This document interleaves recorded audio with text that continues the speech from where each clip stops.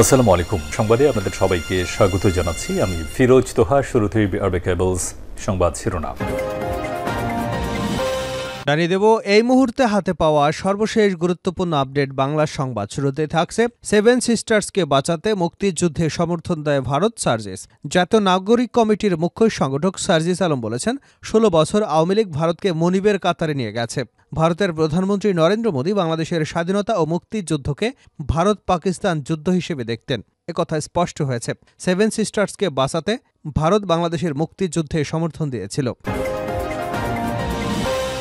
এবারে জানাবো, ফ্যাসিবাদ পতনের সময় গড়ে ওঠা ঐক্য ধরে রাখতে হবে জোনায়েদ সাকিব। ফ্যাসিবাদ পতনের সময় গড়ে ওঠা ঐক্য ধরে রেখে সামনে এগিয়ে যেতে হবে বলে মনে করেন গণসংহতি আন্দোলনের প্রধান সমন্বয়কারী জোনায়েদ সাকিব। দেশের ছাত্র শ্রমিক জনতার অভ্যুত্থানে নতুন স্বপ্নকে এগিয়ে নিতে ওই ঐক্য ধরে রাখা প্রয়োজন বলে উল্লেখ করেন তিনি। জানাবো, ডাকাত এস আলমকে লেলিয়ে দিয়ে ইসলামী ব্যাংক শেষ করে দিয়েছে শফিকুর রহমান। দেশের শক্তিশালী এদেশের আপামর জনগণের ব্যাংক ছিল ইসলামী ব্যাংক। ডাকাত এস আলমকে লেলিয়ে দিয়ে ভাগবাটোয়ারা করে সেই ব্যাংকটাকে শেষ করে দিয়েছে। আমরা শুনেছি এই ব্যাংকের টাকা চুরি করেছে শেখ হাসিনার বোন শেখ রেহানা এবং এই পরিবার। এখন এই চুরির দায়ে তারা লন্ডনে ধরাও খেয়েছে। শেখ হাসিনার বোনের মেয়ে সেখানে সংসদ সদস্য, ভাগ্যক্রমে তিনি সেখানে মন্ত্রীও হয়েছেন। এখন সেখানকার দুর্নীতি দমন কমিশন তাকে জিজ্ঞাসাবাদ করছে। এটা বাংলাদেশের জাতির জন্য লজ্জার। আমাদের লজ্জা হলে কি হবে, তাদের তো লজ্জা নেই। এদিকে মাদারীপুরে ছাত্রদল যুবদলের সংঘর্ষ, ককটেল বিস্ফোরণ। মাদারীপুরের কালকিনিতে যুবদল এবং ছাত্রদলের মধ্যে সংঘর্ষে অন্তত ৫ জন আহত হয়েছেন। এ সময় বেশ কয়েকটি ককটেল বিস্ফোরণের ঘটনা ঘটে। ঘটনাস্থলে সেনাবাহিনী এবং পুলিশ মোতায়েন করা হয়েছে। এবারে থাকছে শেখ হাসিনার প্রত্যাবর্তন নিয়ে ভারতের প্রতিক্রিয়া পায়নি ঢাকা। পররাষ্ট্র উপদেষ্টা তৌহিদ হোসেন বলেছেন, সাবেক প্রধানমন্ত্রী শেখ হাসিনাকে ফেরত পাঠানো নিয়ে ভারতের আনুষ্ঠানিক কোনো প্রতিক্রিয়া এখনও ঢাকা পায়নি। শনিবার বিকেলে রাজধানীর পূর্বাচলে বেলাবো থানা সমিতি আয়োজিত এক বার্ষিক সাধারণ সভায় যোগ দিয়ে সাংবাদিকদের এক প্রশ্নের জবাবে কথা বলেন তিনি। এবং সর্বশেষ জানাবো আন্তর্জাতিক সংবাদ। কাশ্মীরে ভারতীয় ৩ সেনা নিহত। ভারত অধিকৃত জম্মু কাশ্মীরের বান্দিপোরা জেলায় সেনাবাহিনীর একটি ট্রাক রাস্তা থেকে ছিটকে গভীর খাদে পড়ে অন্তত ৩ সেনা নিহত হয়েছেন। শনিবার স্থানীয় সময় দুপুরের দিকে ভারতীয় ওই ৩ সেনার প্রাণহানি ঘটেছে বলে এনডিটিভির প্রতিবেদনে জানানো হয়েছে। এতক্ষণ শিরোনাম শুনছিলেন, এবার বিস্তারিত। প্রিয় দর্শক, আপনি যদি এই চ্যানেলে নতুন হয়ে থাকেন, ভিডিওটি দেখতে দেখতে চ্যানেলটি সাবস্ক্রাইব করে আমাদের সঙ্গে থাকুন। আর এই ভিডিও সম্পর্কে আপনি আপনার মূল্যবান মতামতটি কমেন্ট বক্সে জানিয়ে দিন। আর হ্যাঁ প্রিয় দর্শক, জানিয়ে দিন ভিডিওটি কোথা থেকে দেখছেন। সেভেন সিস্টারকে বাঁচাতে মুক্তিযুদ্ধের সমর্থন দেয় ভারত। সার্জিস জাতীয় নাগরিক কমিটির মুখ্য সংগঠক সার্জিস আলম বলেছেন, ১৬ বছরে আওয়ামী লীগ ভারতকে মনিবের কাতারে নিয়ে গেছে। ভারতের প্রধানমন্ত্রী নরেন্দ্র মোদী বাংলাদেশের স্বাধীনতা ও মুক্তিযুদ্ধকে ভারতের পাকিস্তান যুদ্ধ হিসেবে দেখতেন। একথা স্পষ্ট হয়েছে। সেভেন সিস্টারকে সেভ করার জন্য ভারত মুক্তিযুদ্ধে সমর্থন দিয়েছিল।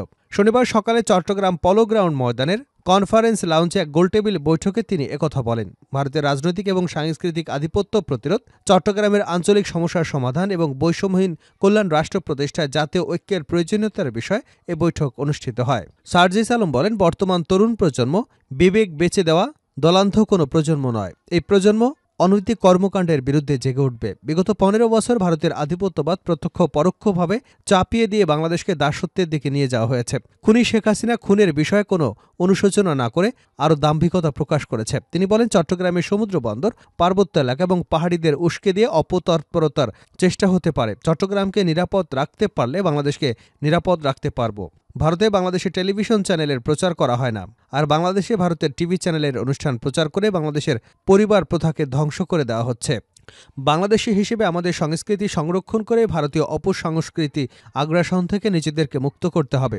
বাংলাদেশ ভারতের সম্পর্ক সম্মানের হলে সেই সম্পর্ক টিকে থাকবে। পৃথিবীর যে কোনো দেশের আধিপত্যবাদের বিরুদ্ধে আমাদের অবস্থান থাকবে ইনশাআল্লাহ। গোলটেবিল আলোচনায় প্রধান অতিথি ইসলামী আন্দোলন বাংলাদেশের আমির মুফতি সৈয়দ মোহাম্মদ রেজাউল করিম বলেন, ইসলামী আন্দোলন বাংলাদেশের ব্যানারে বৈষম্য বিরোধী আন্দোলনে আমরা ন্যায়ের পক্ষে জীবনের ঝুঁকি নিয়ে রাজপথে নেমেছিলাম, কিন্তু এখন অনেক ক্ষেত্রে রাষ্ট্রীয়ভাবে আমাদের সঙ্গে বৈষম্য করা হচ্ছে।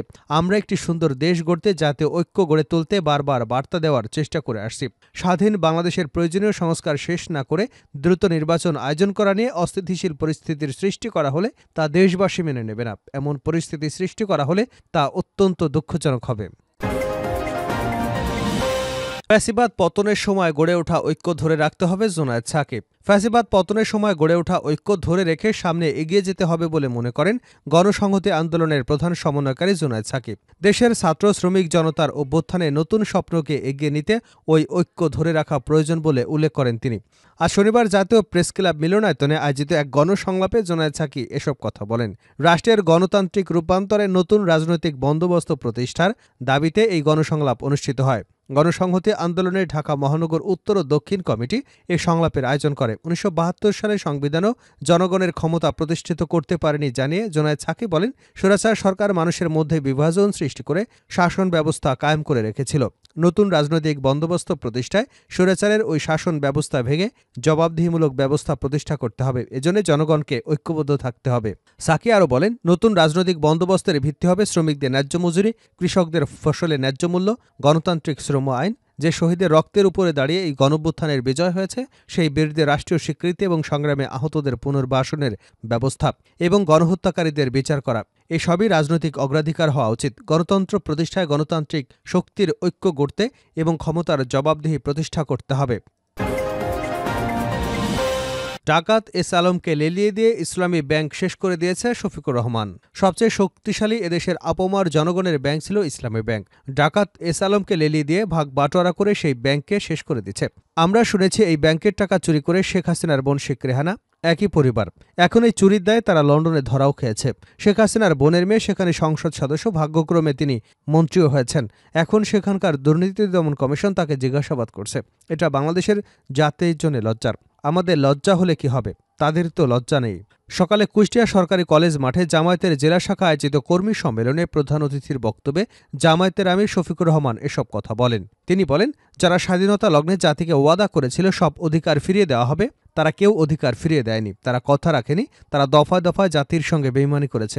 জাতির প্রত্যাশা পূরণ হয়নি। এদেশ আমাদের সব ধর্মের, সব বর্ণের মানুষের। আমরা যুগ যুগ ধরে এদেশে শান্তিপূর্ণভাবে পাশাপাশি বসবাস করে আসছি। পূর্বে আমরা দুইবার স্বাধীন হয়েছিলাম, ৭৪ এবং ৭১। মাদারীপুরে ছাত্রদল যুবদলের সংঘর্ষ, ককটেল বিস্ফোরণ। মাদারীপুরের কালকিনিতে যুবদল এবং ছাত্রদলের মধ্যে সংঘর্ষে অন্তত ৫ জন আহত হয়েছেন। এ সময় বেশ কয়েকটি ককটেল বিস্ফোরণের ঘটনা ঘটে। ঘটনাস্থলে সেনাবাহিনী এবং পুলিশ মোতায়েন করা হয়েছে। শনিবার দুপুরে কালকিনি পৌরসভার পাঙ্গাশিয়া এলাকার সৈয়দ আবুল হোসেন বিশ্ববিদ্যালয় কলেজ মাঠে এ ঘটনা ঘটে। পুলিশ এবং স্থানীয় সূত্র জানায়, আধিপত্য বিস্তার নিয়ে বেশ কিছুদিন ধরে কালকিনি উপজেলা যুবদল নেতা শামীম মোল্লার সঙ্গে উপজেলা ছাত্রদলের সদস্য সচিব সাইফুল মুন্সির বিরোধ চলে আসছিল। এর জেরে দুপুরে দেশীয় অস্ত্র নিয়ে দুপক্ষের সংঘর্ষে জড়ায়। এ সময় বেশ কয়েকটি ককটেল বিস্ফোরণ হয়। ভাঙচুর করা হয় বেশ কয়েকটি দোকানপাট। সংঘর্ষে উভয় পক্ষের অন্তত ৫ জন আহত হয়েছেন। খবর পেয়ে সেনাবাহিনী, পুলিশ গিয়ে পরিস্থিতি নিয়ন্ত্রণে আনে। এ ঘটনায় এখনও কাউকে আটক করতে পারেনি পুলিশ। এ বিষয়ে কালকিনি উপজেলা যুবদল নেতা শামীম মোল্লা এবং ছাত্রদলের সদস্য সচিব সাইফুল মুন্সির সঙ্গে টেলিফোনে যোগাযোগের চেষ্টা করলে তা বন্ধ পাওয়া যায়। কালকিনি থানার ভারপ্রাপ্ত কর্মকর্তা সোহেল রানা বলেন, সেনাবাহিনীর সঙ্গে নিয়ে পরিস্থিতি নিয়ন্ত্রণে আনা হয়েছে। অভিযুক্তদের ধরতে পুলিশ কাজ শুরু করেছে। শেষ করছে আন্তর্জাতিক সংবাদ দিয়ে। কাশ্মীরে ভারতীয় ৩ সেনা নিহত। ভারত অধিকৃত জম্মু কাশ্মীরের বান্দিপুরা জেলায় সেনাবাহিনীর একটি ট্রাকের রাস্তা থেকে ছিটকে গভীর খাদে পড়ে অন্তত ৩ সেনা নিহত হয়েছে। শনিবার স্থানীয় সময় দুপুরের দিকে ভারতীয় ওই ৩ সেনার প্রাণহানি ঘটেছে বলে এনডিটিভির প্রতিবেদনে জানানো হয়েছে।